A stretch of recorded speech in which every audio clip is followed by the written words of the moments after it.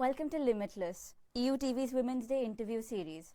There's no limit to what a woman can do, and we've got a number of them coming here today to talk to us just about what they like doing best. Our first guest is Mrs. Renuka Natu, who is a travel professional by design. She's got over 30 years of experience in the industry, and she was a college topper and university rank holder in geography. She's got a French government scholarship through which she traveled to France back in 1994. She's an IATA certificate holder, and she's also worked in a number of MNCs, including at SOTC Kony. She's climbed Mount Kilimanjaro, gone diving off the coast of Zanzibar, gone gorilla tracking in both Uganda and Rwanda, slept with lions walking around near her in Botswana, and, of course, looked over the Victoria Falls from the Devil's Pool. Since 2010, she's been focused solely on Africa. She's known for her highly personalized itineraries, which vary from client to client. Now, Renuka, I'd like to ask you, what was it that made you choose a career in the travel industry? Thank you for having me on this show.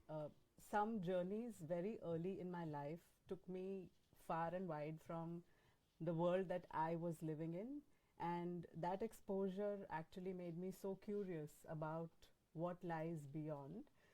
That instantly, maps and the globe became my companions, and that curiosity kept growing until it, grew into a full-fledged career in travel. Lovely. And your career path has been very dynamic. You've done a lot of different things. What is it that inspires you to keep trying new things? So at the beginning, of course, you start with your own country. So I'm from India, so I used to curate holidays within India for Indians and for foreigners coming into India. After which, given my exposure to Europe, thanks to the exposure to France at a very early age, I was entrusted with the responsibility of developing holidays to Europe for individual travelers from India. Thereafter, I also did, a bit of training. So I was responsible for an institute by Kony, India, where we were training young aspirants in the field of travel. There, a vertical started by me was training the travel industry on different destinations across the world. After that, I have done representation, which means representing international travel brands in your country, so in India, on the B2B platform.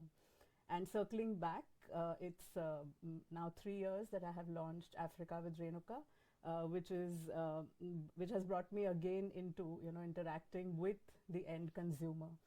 So it's very challenging for me to whatever opportunities are presented, to make the most of them. And if something excites me and scares me at the same time, I know it is the right path, and I try to, tread upon it. Yeah, so that's what keeps me ticking. Lovely. Now, like you said, your focus for the past 15 years has been on the African continent alone. Now, nobody would really instinctively choose Africa. What was it that made that continent so different to you? Thanks for that question. It's, I think, my favorite question. Africa, as you rightly said, happened only 15 years. It's been 15 years that I got introduced to Africa. It was serendipity, it was destiny. So while I was developing the training programs for different tourism boards, I had the opportunity to visit South Africa. That was my first exposure to the continent. Thereafter, when I started doing representations, I visited Tanzania and Kenya, and then there was no looking back. So when you are in Africa, in the bush, you are in like a timeless zone. You feel it is a very meditative experience. It is like, life-changing experiences, and every experience in Africa is very personal. So you and I might be in different safari vehicles. You are 5 minutes ahead and I'm behind you, but what you see and what I see is going to be totally different. So that becomes your story, and what I have is going to be my story. When you look at the animals around you, you're surrounded by the wild. However, inside you feel a sense of peace and calm that you never feel anywhere else. I haven't felt anywhere else in the world. It is like this is how the world was meant to be, so you just feel like from here I need not go anywhere else. Like, that's the kind of feeling that you get when you are in Africa. And Africa, of course, is a huge continent. It's got 54 countries. So you continue to, discover one after the other. And it's not static. It's life happening around you. So you also like to keep going back to the same places, just to see how the stories of a pride of lion continue, like how a herd of elephants continue, because that's something that you leave behind, bring back, and then you go back to, and it just becomes a necessity that you keep going back to the continent. You mentioned a few countries you've been to. Out of curiosity, how many would you say you've been to, and which was your favorite? Well, I look at the world a little differently. I don't like to count the number of countries I've been to, because for me the world is very infinite. It is actually the experiences that I would like to gather. So like in your introduction you said I have climbed Mount Kilimanjaro, diving, there is bungee jumping, or there is just exploring the different cultures, the food, the language. It's a continuous process. And you may want to go back to that experience. You may want to go back to a particular country n number of times, or you may want to go and discover different countries, but I don't keep a count. It has to remain infinite, so you just continue to do what you do. How nice. Now, with social media, there's been a lot of changes in how people travel. What would you say it's done to how people perceive travel in general? Social media it's got two sides to it. One, when you look at it as a marketing tool, it works well for some destinations and for some markets.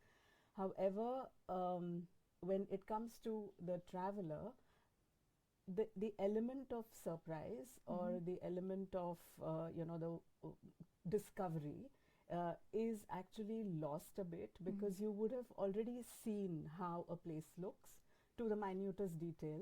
You would have already seen how any experience unfolds, and then you are now planning to be there. It's like going and verifying that this really happens. So yes, it has taken away a bit from earlier. What used to happen is you would read and you would imagine. You would listen to stories of people who've been to those places and come back, and then you would have your own ideas. But now you have already seen it all, other people doing the things that you do when you travel. So yes, it has taken away from that. So I would say that it's got its plus and minus. Because it does bring up a lot of questions quite often. So I like that you've got such a perspective about it. Now, obviously the travel industry, there's a lot of variables. What is the biggest challenge that the industry faces? So the biggest challenge of our industry is the nature of it. So it is a very intangible nature that our industry exists in. It's not like maybe I buy a mug in a shop and then I go home and I discover it's chipped, so I go back and I return it. You can't really do that when it comes to travel. So another thing is that everything is third party. No one company in the world owns all the experiences that are strung together for a traveler. So you are dealing here with various different vendors, different suppliers. You're also dealing with weather conditions in different areas. So it is that nature which is a little unpredictable. However, we as curators have to work within a framework while retaining the spontaneity and the excitement and the adventure aspect of it for the client. So in the background, a lot goes in, a lot of meticulous, detailed planning goes in, because it's all time bound. However, when the client is there, he should have complete flexibility. So making that happen within a given framework without the client actually realizing how much has gone in to planning, that holiday, to make it flawless, to make it seamless, to make it memorable. That is something that is, the intangibility again coming to it is the biggest challenge of our industry. Yeah. Right. Now, you've had a career spanning over 30 years now. Things have changed in the industry. Things have changed in how different industries in general function. What do you miss about the old days? Well, technology today has made a lot of things much easier for us. Earlier, even making a single airline reservation used to be tedious. It was a tedious process. You call the airlines, you maintain registers, you maintain a lot of, files and books, and so all that has gone. Scheduling, organizing, reaching out to people, all that has become far simpler. However, again, coming back to what I miss of the old days is because travel used to be called, as a journey or as a vacation, as an odyssey. So a family would be planning their holidays for a long time. Like you would plan for about 3, 4, 5 months and then go on a long 1 month vacation or even longer sometimes. Now those holidays are called breaks, and you're taking short breaks. So a longer holiday would mean that they are more immersive, and you come back with a lot of stories and you keep telling them. It used to linger much longer with you. Now what happens is we jump from one to the other and sometimes really not get so immersed into what you're doing, and one is lost. The experience is done, dusted. Sometimes it's the trends that you follow, and that's the reason you want to do it. So your reasons are not so much maybe discovery. Your reasons are maybe to tick a box, and that is something that has become relevant today because of the fast age that we live in. That's what I miss of the past. Right. And in terms of how you used to curate itineraries in the past, now your expertise lies in, individualized, personalized itineraries. Yes. But what was it like in the past, and how different is it, and how much effort goes into curating something for the individual client to their liking? One thing that we cannot ignore today is that there is a lot of information available. You don't even have to ask someone who's been there. You just have to check, and information just gets thrown at you. So you have to have a focus that is going to add value to what the client actually has in mind. Because when he comes to you, he will already have his storyboard ready, and then you have to make it work around his likes and dislikes. So understanding the client's profile is very, very important.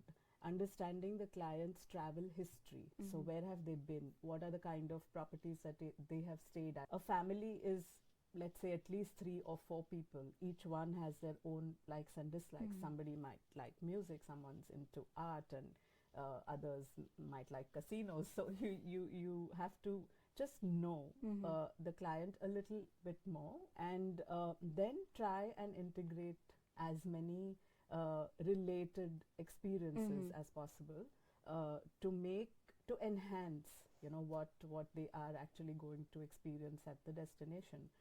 My promise to my customers is that my curation is rooted in my own experiences. I walk the talk. I mean, I will go to each and every destination, spend time and resources. This is how we travel curators invest or reinvest in our business. Learn from the ground.